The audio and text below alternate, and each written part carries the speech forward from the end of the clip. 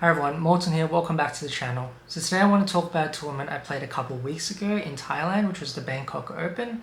It's one of my favorite tournaments to play in each and every single year because it's so very well run. This year's one was actually very strong, had a few high rated 2600 plus grandmasters playing. Overall I scored 6.5 out of 9, getting me 11th place, so I'm relatively happy with my result.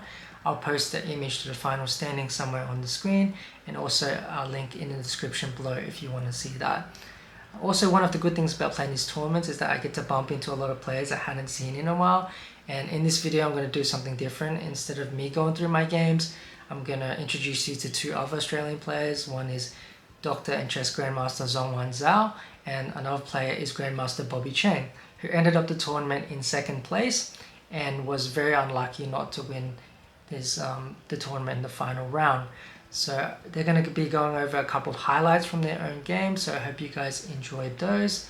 Like, comment, subscribe if you enjoyed the content, otherwise I will pass you along to Zong-Yuan, and I hope you guys enjoy the video.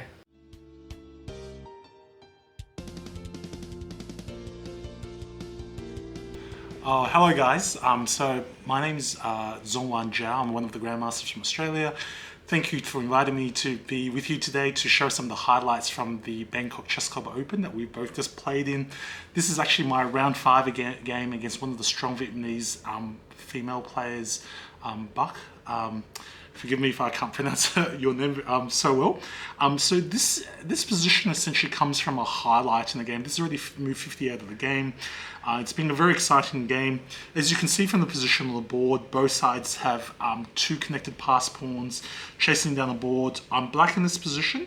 And it is white to play here. So in this position, white played a very logical move. Obviously, I'm aiming to promote first, so white started with pawn to g5. I played here the logical move. I played pawn to b3. Very logical, trying to rush through my pawns, either the b or c pawn to the promoting square. Here was in a bit of a massive time scramble. I had, I think, roughly maybe a minute on the clock. I did see the detail. I'll let you guys have a little bit think about, should white just push and go straight for g6 in this position or not? So if she went for g6, that would have made life very easy for me, and I think both she and myself saw that g6 would in fact lose to rook to a6, and in fact immediately white loses her main trump, so she could not push g6, and hence in this position she played the correct move, at least from a practical sense, which is to play pawn to h4. I remember I had approximately 30 seconds to 1 minute. I had a massive think here. So in my head, in this position, I was calculating, of course, what happens if I push c4. Now, of course, she can go g6, because if I play rook a6 here, it doesn't help at all, because then she can push pawn to h5, so rook a6 would be a waste of time. So in my head, when I had about 30 seconds, 6 seconds, I was mainly thinking of if pawn to c3, then she goes pawn to g7. And now, in fact, white even wins, because now when I rush back, she goes rook f8, and in fact, she's actually going to be the first to promote. Well, I mean, we can promote at the same time, but she'll actually be a rook up. So hence, I was very nervous by this point because I didn't see a forced win. So hence, in this position, I thought about. I saw, of course, I can go rook a2, which is what I played in the game. I think I made this with about 2 seconds on the clock, but now the game simply peters out to be a draw. So she played pawn to a2. I played rook takes rook, king takes rook, pawn to b2, pawn to g7, b1 queen, and she plays g8 queen herself. The game went on, but this is clearly a drawn endgame. I gave some checks and her king simply went to e1. But the critical moment is, in fact, the critical question is, could black have won in this position?